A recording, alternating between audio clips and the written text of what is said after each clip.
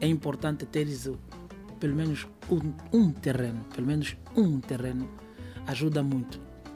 Equilibra o teu estado emocional, dá-te um rap. Olá, meus amores, esse é o seu, o nosso programa Mente Sã, Corpo São com Ana Fernandes. Estamos a começar mais uma edição de quinta-feira e vocês já sabem que todas as quinta-feiras eu tenho um convidado, alguém que vem com certeza contar um bocadinho da sua história, do seu trajeto e falar um bocadinho daquilo que tem feito no seu dia a dia, no seu trabalho.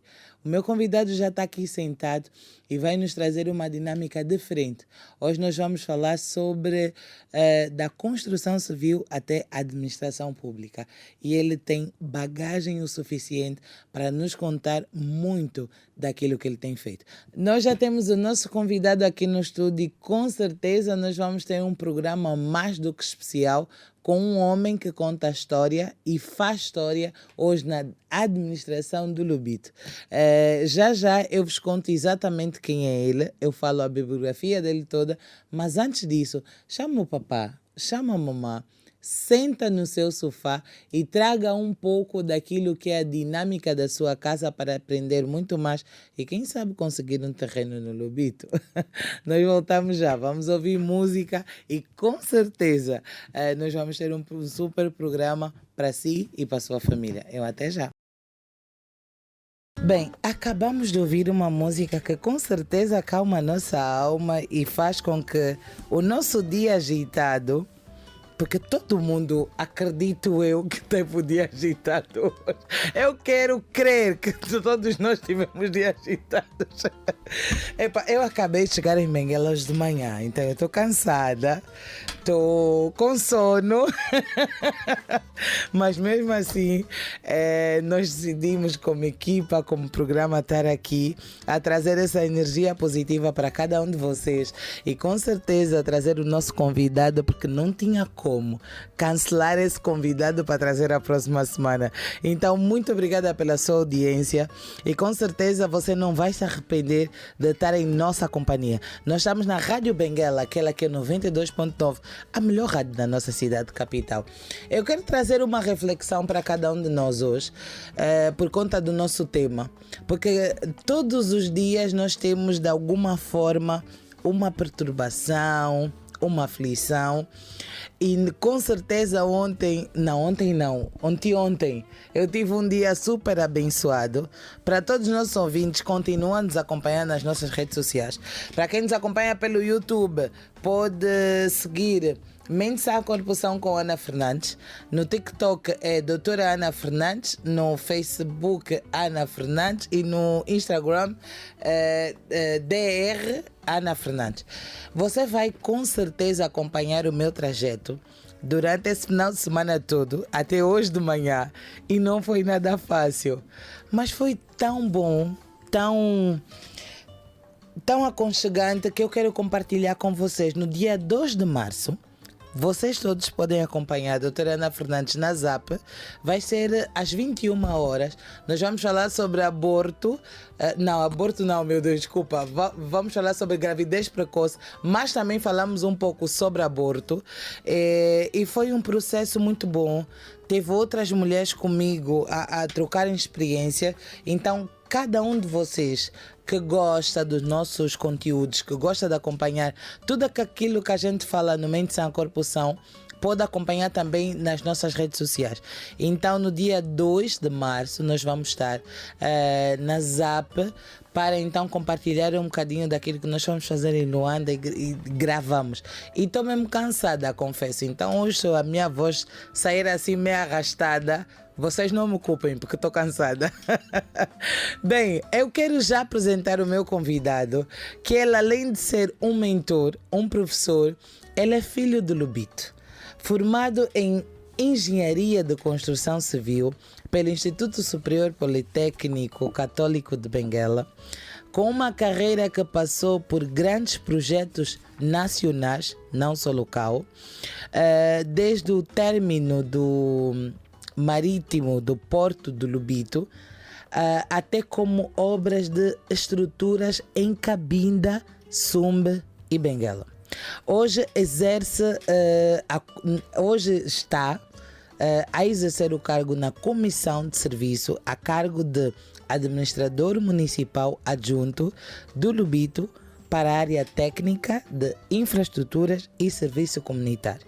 Eu tenho aqui no estúdio, sentado ao meu lado, engenheiro Antônio Serra. Seja muito bem-vindo. Muito obrigado. Engenheiro e professor. Não, professor foi até 2014. Mas foi meu professor. Então não tem como não lhe chamar professor. Foram 4 anos, sim. Foram 4 anos juntos, desde 2006, né? Epa, eu saí do industrial em 2010, professor. Desde 2006. Não sei se nessa fase... Não, já não era meu professor nessa fase. Já não. Já. Ainda éramos... Gostou de ser docente? Foi a primeira, foi a segunda experiência. Ok. A segunda experiência, de facto, foi fantástico mesmo. Foi fantástico e talvez nas próximas 9 anos depois gostaríamos de poder regressar e dar o contributo que sempre foi possível dar. Epa, pelo menos tem aqui... Eu não fui assim aluna de 20. Na verdade, eu não fui uma péssima aluna, professor, mas eu fui daquelas alunas assim não muito calmas. Não, isso mesmo não dá para para começar a revelar aqui na rádio, né? Não muito calma, né? Porque era uma cadeira técnica. Sim. Né? Que era o projeto desenho assistido por computador, AutoCAD. E, claro, né? Havia sempre uma Ana que estava sempre tão elétrica, né?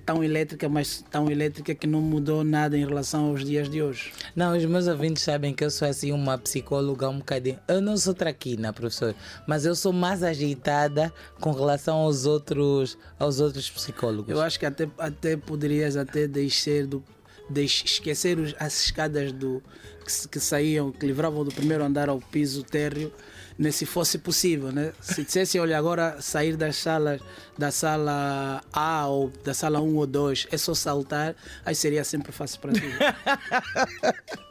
Bem, caro ouvinte, você já sabe que a conversa vai ser assim, com um bocadinho de lembranças daquilo que foi o meu passado, e eu sinto-me muito honrada, não só por entrevistar como meu professor, mas hoje por ser alguém de referência e uma entidade a nível governamental de respeito e de renome, porque o cargo que exerce mais ou menos não é mais ou menos, exige isso. Mas eu queria começar pela primeira pergunta, que é: como é que é sair de trabalhar em obras, em campos, e sei que fez muitas obras, Porto do Lubito, Caminho de Ferros, Cabinda também trabalhou muitos anos, e agora está num cargo meio que político, professor? De facto, qual é a diferença? Há muita diferença, mas vem complementar. Ok. Porque há um pacote-chave, né, que não podemos deixar de esquecer, é que a vertente técnica e a política, elas têm que andar juntas, para que de facto consigamos alcançar objetivos satisfatórios para uma comunidade. Porque se isso não acontece, nós vamos ter um estado de saúde pública antecipado. Vamos precisar de muita coisa, vamos precisar, se não tens um técnico ligado à engenharia, acabas tendo uma série de problemas, como a degradação ou a falta de infraestruturas urbanas, mobilidade rodoviária, saneamento básico. Então, todo esse pacote faz com que o político tenha um sucesso a nível mais esperado, um nível alto e mais esperado. Eu sei que de alguma forma Lubito não só está a ser a referência a nível de Lubito e Navegantes, na verdade, estão assim meio que a competir a nível de novas infraestruturas, novos projetos e, acima de tudo, novos governantes jovens que vêm mudar a dinâmica daquilo que nós estamos acostumados. E eu acredito que os nossos ouvintes hoje, ouvindo o nosso tema da engenharia para o cargo político, eu acho que todos nós temos uma pergunta em comum. O que é que muda? Nós temos um engenheiro dentro de uma área técnica e que na verdade é necessária para que realmente os nossos projetos sejam fincados e reconhecidos, doutor. Não muda nada. Não muda nada. Ok. A única coisa que acontece é que temos que ter, como é que eu posso dizer? Temos que ser pragmáticos. Porque Ok. o que vem a acontecer ali é que nós estamos na parte política, que é uma zona mais, um pacote mais administrativo, e vamos trazendo pragmatismo, que é a parte mais técnica, para que possa fazer as coisas acontecer, funcionar e acontecer. Ok. Porque se isso não acontece, vou dar um exemplo. Por exemplo, eu estou há 10 anos praticamente, desde 2014, mais de 10 anos, em que o meu horário só alterou praticamente desde que vim à administração municipal de Lubito. Ok. Todas as vezes o meu horário desde 2014 era 6h50 no serviço. Esteja em que província eu tiver que estar, mas o horário é o mesmo. Então, claramente, que o horário que tem a função pública, 8 horas não faz diferença nenhuma. É que se eu chegar no mesmo horário que eu tinha antes, que eu sempre tive, eu consigo coordenar as minhas atividades da melhor forma possível. Ok. Consigo buscar eficiência, consigo buscar o dinamismo, consigo trazer aquilo que lá está fora, que no setor privado exige e tanto, consigo trazer dentro do setor público. Então não há uma diferença como tal no facto de que estamos agora numa função política, né? Uma função política, no caso como administrador municipal adjunto para a área técnica, e deixarmos de exercer as nossas atividades, porque há muita coisa a ser feita. Mais do que está no gabinete, a rua nos espera. O que existe, de facto, é que temos muita coisa fora para ser feita, mas é muita coisa.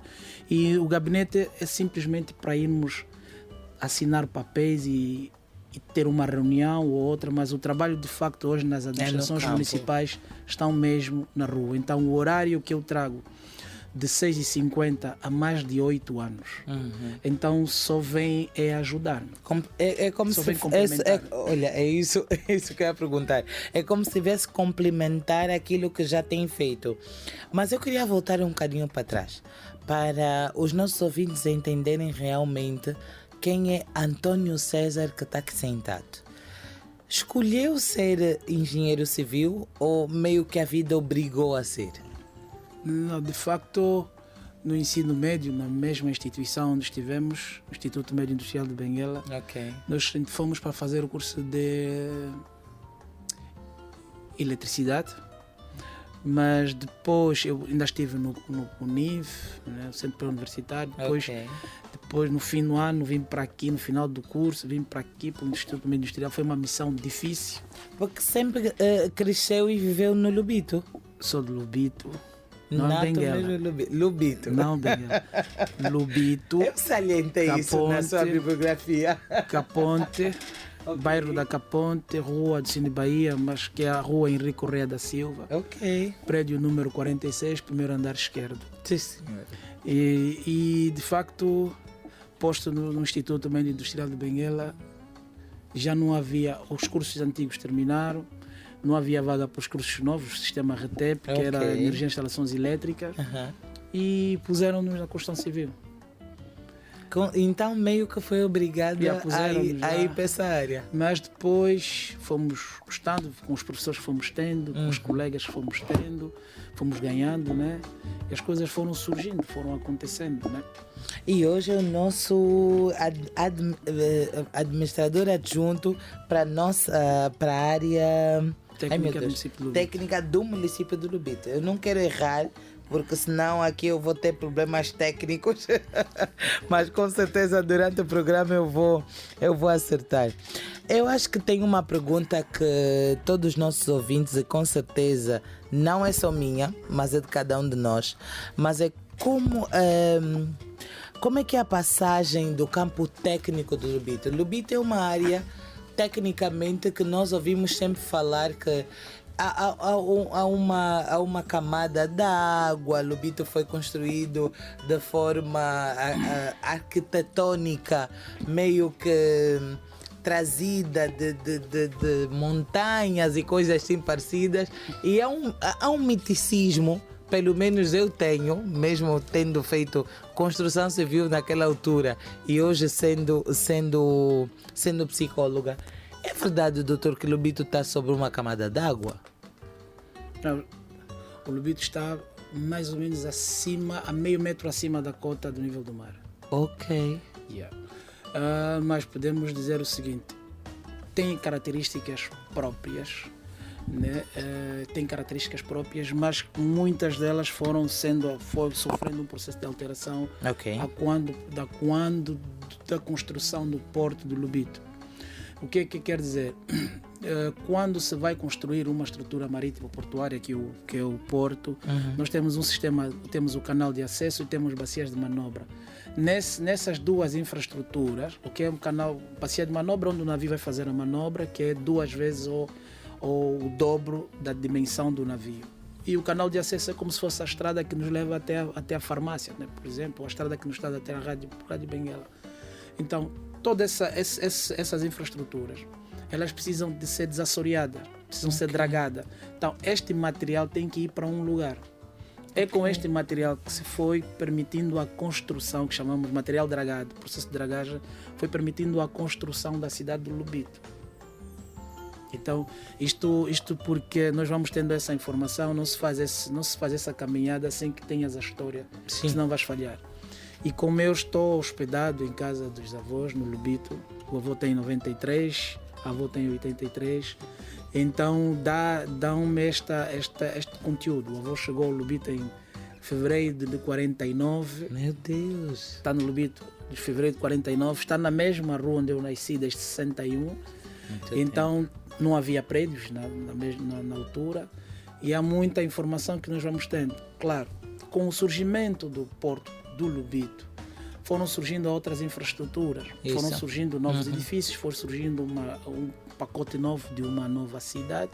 Agora temos também a grande questão e que faz com que o nosso país seja referência a nível mundial, que é o Corredor do Lubito. É o Corredor do Lubito. Isso. Então isto desde 1929. Então já esse processo vem se arrastando e tendo melhorias a partir destes últimos anos com o programa do Corredor do Lubito. Okay. Então o Lubito tem as suas características próprias. Então tem a parte baixa e tem a parte alta. Nesta zona alta nós estamos a uma altitude acima de 100 metros de altura.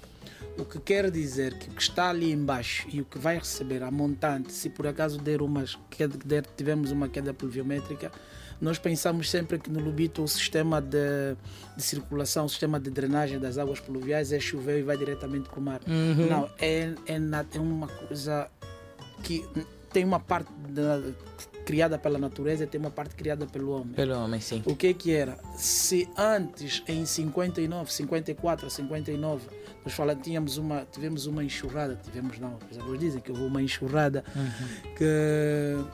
que bateu pelo Lubito e rebentaram os diques. Na altura, Benguela era gerida pelo governador Rebocho Vaz, que acabou indo parar até a cidade de Lubito, na zona do Liro e Canata.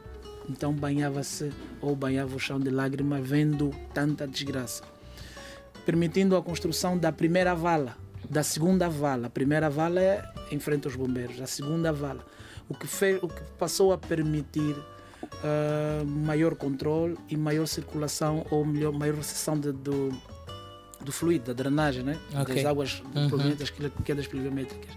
Elas não vão diretamente para o mar. Então porque quando se dá queda pluviométrica, na maior parte das vezes a maré está alta. E como há uma diferença de cotas, a água não sai.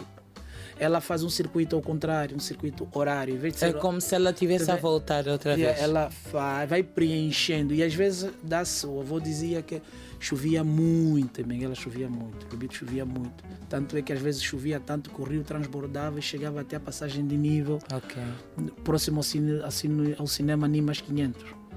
Então, esse processo todo, como causava transtornos psíquicos à comunidade que lá vivia, então a ciência e os técnicos, no caso, tiveram que buscar soluções, que criaram um processo de mecanismo, um circuito em que a água não vai para o mar porque a maré está alta, então ele volta e vai preenchendo a zona de irrigação.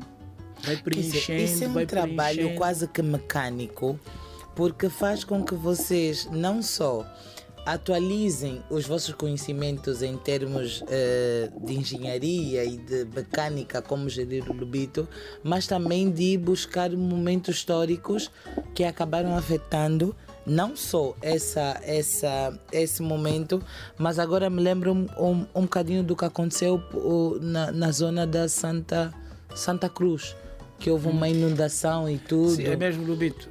É mais ou menos ali entre Cantuvela e Lubito. Então, o que acontece é que quando se dá essas situações, o normal é esses líquidos irem diretamente para o mar. Mas só que ele, quando vai para o lado do mar, se for para o Bairro da Luz ou se for para o lado tem os estuários, se for para o lado do Lubito Velho, ele não vai sair porque a maré está alta. Se for para o lado do como é que eu posso dizer, ali do Bairro da Luz, Luz, também não sai porque a maré está alta. Então ficam ali dois líquidos, um salgado e outro que é residual, né? Ele não sai. Então o que acontece? Para sair ele tem que fazer esse circuito. Esse circuito que depois acaba comunicando-se com o mangal. Então ele vai preencher as bacias de compensação, retenção, né? Vai enchendo, vai ocupando esses espaços vazios, né? Porque se ele não ocupa, ele cria o processo de inundação. E que já tivemos, infelizmente. Vai parar para o mangal. À medida que a maré vai baixando, o mangal que recebe a água do mar, veja, que recebe a água do mar, a maré está a baixar, ele nesse processo está a tirar. Ok. Então é assim que isso vai funcionando. E assim é que funciona o Lubito. É assim, vocês que moram no Lubito, estamos até aqui uma aula meia de geografia de exatamente como é que é a estrutura do Lubito. Mas eu queria saber, assim, de uma forma mais íntima, quais são os maiores desafios na perspectiva de sair como engenheiro, e falou agora nitidamente como engenheiro, mas para um servidor público. Como é que sente que de alguma forma todo esse conhecimento, tudo aquilo que sabe, tudo aquilo que tem adquirido do seu avô, da dinâmica que conhece sobre o Lubito, qual é a influência que tem como servidor público hoje? Como jovem, acima de tudo. Tem muita influência, pelo facto de que se por acaso nós não tivéssemos a noção do que acabamos de dizer agora, estaríamos simplesmente sentados no gabinete e a aguardar que chegue um munícipe ou outro com uma série de preocupações. Então é com essa informação, é com esse histórico e é com essa vertente técnica que conseguimos contornar muitas das preocupações que nos chegam. É com esse passo que conseguimos ter a vontade de todos os dias ir para a rua, ir atrás do problema. Eu costumo dizer assim, quando há uma situação ou há um problema, eu prefiro estar lá no meio. Eu vou por aquele meio e vou pensando como é que eu vou resolver isso. Na verdade, ser mais ouvinte. E entender realmente o que é que a população, o povo, quer de resultados de termos finais. Olha, diziam-nos assim, há um tempo, num projeto onde estávamos. Vá para frente, não se sinta como um militar, mas vá para frente porque sabes que vá para frente e vais identificar um problema. Quando regressares, traga o problema, mas não esqueça de trazer também uma solução. A solução, concordo com isso. Então, deixe os colegas, se alguém tiver a ouvir, foram nossos colegas no projeto da refinaria do Lubito. Todo técnico que passou por lá tem noção do que eu estou a dizer. Então foi um aprendizado tal que ninguém consegue esquecer. Então tu tens um problema, vais identificar o problema e tens que trazer a solução e ter a capacidade de aceitar, ou a capacidade de te preparares para aplicar a tua solução, porque às vezes o teu líder não vai dizer, olha, essa é a tua solução, né? Mas também tenho a minha, podes aplicar. Não, aplica a tua solução. E tu ficas, mas será que vai dar certo? Será que não? Então na primeira e na segunda vais vendo que afinal de contas, não, eu já também tenho capacidade e aquilo que eu fui buscar, aquilo que eu identifiquei é possível. Vou dar um exemplo assim rápido, mais prático. Na maior parte das vezes, quando se bate uma queda preventiva, houve uma situação na rua Fragoso de Matos, bairro do Compão, em que eu circulava, porque eu vivo, estou também ali no Compão, e via, era uma tristeza. O que era? Tanta água, mas tanta água mesmo. Estamos a falar de milhões de litros de água. Meu Deus. E os moradores estavam aflitos. Estavam aflitos, os moradores tinham as suas eletrobombas ali para tirar a água e tudo, sem possibilidade de escoamento. Então o que é que se fez? Eu fui dando uma volta, o administrador na altura, né, estava preocupado como é que se poderia resolver essa situação. E eu disse aqui há pouco tempo que eu vivo o problema no local. E eu fui vai verificar exatamente o que é para poder entender. Eram 6 horas, dezembro de 2024, que começou em novembro de 23. E fui dando uma volta.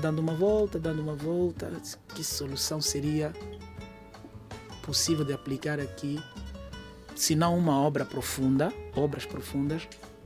o que poderíamos aplicar aqui de maneira a acalmar os ânimos psíquicos? Para fazer já.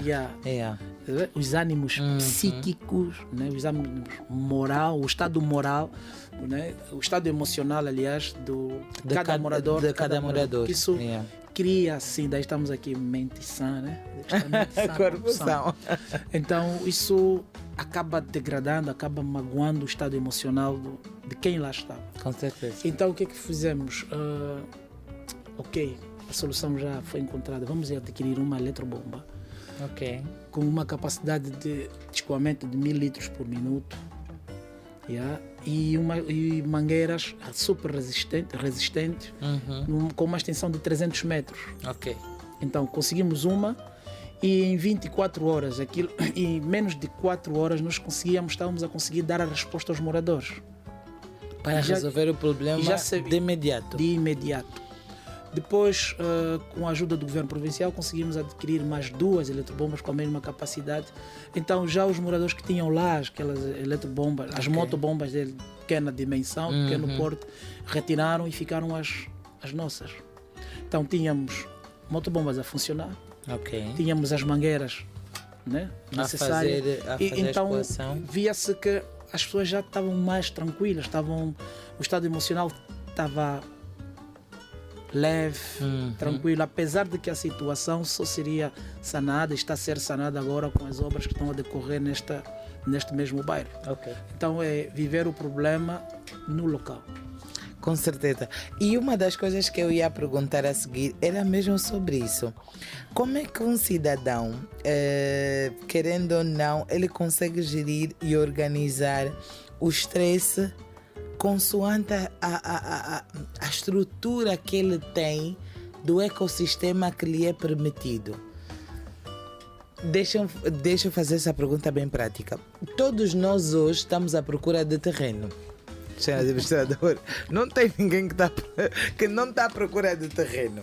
E de alguma forma, as pessoas pensam que adquirir um terreno vai fazer com que emocionalmente ele esteja bem, ele esteja estável, ele resolva metade dos seus problemas.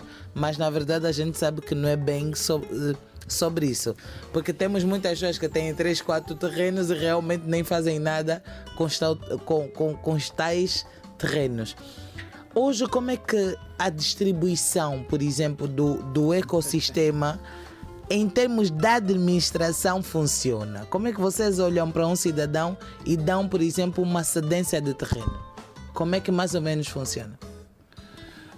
Em primeiro lugar, é preciso saber, termos noção, partilhar a informação de que antes de ceder qualquer terreno tem que existir um plano de loteamento. É isso que precisamos de entender. Após a existência de um plano de loteamento, este plano tem princípios legais que passam pelo governo provincial, passa por todas essas outras partes intervenientes, o INOT, o IGCA, todo esse processo. E depois de aprovado, é publicado em Diário da República. E esse é um processo que precisa ser precisamos organizar as coisas para que depois não caiamos em vários erros, né? E na verdade, se calhar, cair nas burlas. Sim. Porque por causa dessa situação de todo mundo querer terreno, nós compramos terrenos a qualquer pessoa claro, e isso vai é um acontecendo problema grave. pela necessidade que se vê por ali e que há uma urgência de nós responsáveis pela cedência, temos que acelerar mais os nossos, ou dar uma dinâmica Nessas cedências ou entregas? Nesse processo de cedência. O que acontece? O cidadão normalmente tem que ir mesmo a essa instituição, solicitar as fichas de requerente, preencher, dar a entrada. Eu costumo aconselhar, às vezes, fazer uma nota escrita, fazer uma carta e anexa as fichas de requerente e dar a entrada.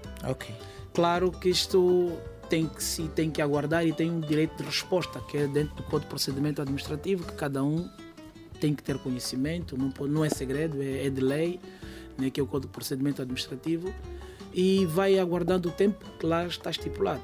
Muitas das vezes a situação não vai ser além do tempo que lá está estipulado, tendo em conta algumas questões, por exemplo, mais técnicas. Eu solicitei hoje e não existe um plano de loteamento. Está em curso o plano de loteamento. Então, se está em curso o plano de loteamento, o plano de loteamento tem fases de elaboração. Ele às vezes vai exceder o tempo limite, que é o de solicitação, mas carece sim de uma resposta. Então, cumprido todo esse passo, o cidadão começa, ou tem um sim, ou tem um não. Mas é importante que lhe seja respondido. Com um sim, por causa disso. Não, por causa disto. Então, isso é que dá satisfação a qualquer cidadão. Quando diz que existem sim muitos que têm vários lotes, mas um faz muita diferença.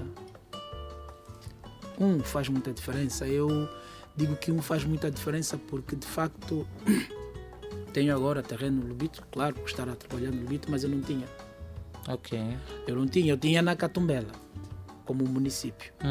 E consegui no Ambo, onde eu resido, tenho o meu domicílio familiar. Mas não tinha no Lubito.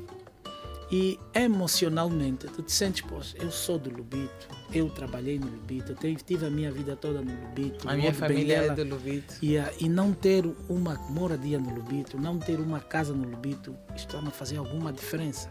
Não ter no Lubito faz alguma diferença. Eu vou lutar, vou criar condições para chegar até lá. E quando não chegas lá, a tendência é te sentir frustrado. Quando não alcanças esse objetivo que todo mundo busca, começa a te sentir frustrado.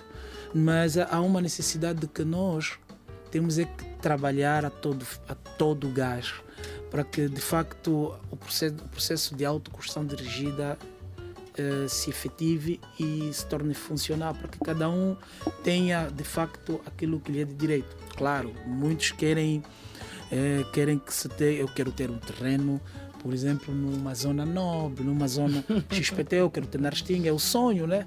Mas às vezes nem sempre o que nós sonhamos realmente aquilo que vai acontecer. Ter, né? Eu sonho uma casa XPTO, mas às vezes o pedreiro que vais pôr lá, quando acordares, o pedreiro fez as paredes toda tortas, enfim, ou às vezes por questões financeiras não vais alcançar aquele objetivo, mas o facto de que é importante teres pelo menos um terreno, ajuda muito. Equilibra o teu estado emocional, dá-te um rap, dá-te um alento. Na verdade, eu acho que todos nós queremos ter um terreno. Só não sabemos realmente o que fazer, senhor engenheiro. Não, o que fazer já foi dito aqui. Basta ir para a administração, pelo menos no Lubito está a funcionar dessa maneira. Por exemplo, nós, no Lubito, desde 2017 que não havia... 2022, que eu estou no Lubito, não havia cedências. O que havia, sim, vou usar um termo, não havia concessões, não havia cedências de lotes pela instituição. É alguém que tem e vai vendendo, e é alguém de forma ilegal vai criando um mecanismo para ludibriar o outro e acabando por enganar. Agora, desde 2024, as coisas no estão final mais de 2024, houve sim uma preparação de um plano né, na centralidade do Lubito, com 288 lotes, mas com mais de 4.000 solicitações. É muita coisa. Mais de 4.000 solicitações. Eu acho que é assim. Então, o nosso tempo está mesmo no fim. Mas nós temos que trazer, acredito eu, de novo o engenheiro Antônio para conversarmos sobre isso, porque além de ter muitas dúvidas e muitas perguntas que não fizemos, tem a questão de essas pequenas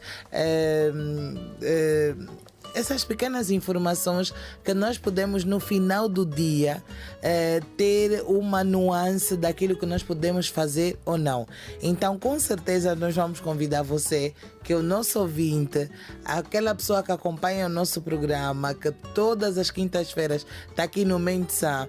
Nós vamos te convidar a fazer o seguinte: acompanhe as nossas redes sociais e nós vamos trazer outra vez o engenheiro Antônio César para conversar conosco sobre tudo o que acontece no contexto de administração pública e com todas essas informações, meio com esses segredos, para nos informar realmente o que está acontecendo na nossa administração do Lubito. E se você conseguir um terreno, conforme já o nosso engenheiro explicou, não esquece. A empresa certa para fazer a sua obra é a Quimonas Construções, aquela empresa então que faz o nosso Mente Sã, o nosso Mente Sã Corpo Sã acontecer todas as quintas-feiras. Você vai à administração, trata o seu terreno legalmente e depois a Quimonas Construções constrói a sua casa. É sobre isso.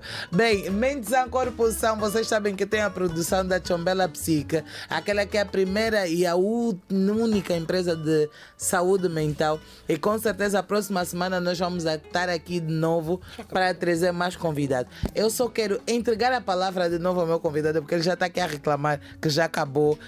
1 minuto, senhor engenheiro. Mas já acabou mesmo, engenheiro. Falou muito. Eu que falei muito. Eu nem falei nada, senhor engenheiro. Para se despedir em 1 minuto e dar as suas últimas recomendações daquilo que é o nosso tema de hoje. Por favor. Eu tenho dito assim: manter a ética num ambiente de pressão não é apenas uma obrigação legal. Ok. É um ato de patriotismo e de respeito à engenharia como chave de desenvolvimento nacional. Com certeza. Então, se de facto nós não tivermos compromisso com quem nos lidera, não tivermos comprometido com quem lidera, não tivermos comprometidos com a causa, não aceitarmos, não nos envolvermos, eu acho que o resultado até de quem lidera vai ser baixo, vai ser insatisfatório. Então, o que nós temos que fazer é dedicar-nos, entregar-nos, né? Independentemente de qualquer coisa, porque de facto nós demos a nossa palavra. E eu costumo dizer assim: no pouco, se eu lhe der a minha palavra, eu estou contigo, não importa o que vai me pagar. No muito, se eu lhe der a minha palavra, eu estou contigo. Então não vai haver uma diferença se me pagas muito, se me pagas pouco.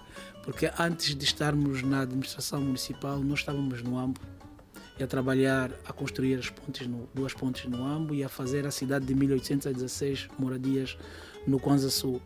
Então foi-nos posto esse desafio assim rapidamente, tendo em conta que o Lubito estaria a abraçar o projeto da Umatapalo, né, das obras integradas a serem realizadas pela Umatapalo, né, e o Ministério das Obras Públicas. Então nós abraçamos pelo facto de que não estaríamos lá sentados no gabinete, não estaríamos lá simplesmente a olhar e a ver as coisas acontecer, mas sim com a garantia de que estaríamos a fazer uma diferença, estaríamos a, nem que for pelo menos por ter uma estrada nova que fazer alguma mudança com a imagem do Lubito. Então é por esse motivo que nós estamos lá, e se um dia assim nós não tivermos, mas sairemos com a alegria de que hoje e hoje, fizemos alguma coisa que serve para a sustentabilidade de quem virá amanhã.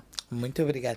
Esse foi engenheiro Antônio César, administrador adjunto para a área técnica do Lubito, o homem que nos cedeu, na verdade tivemos que pedir autorização para estar aqui, e o nosso muito obrigada mesmo.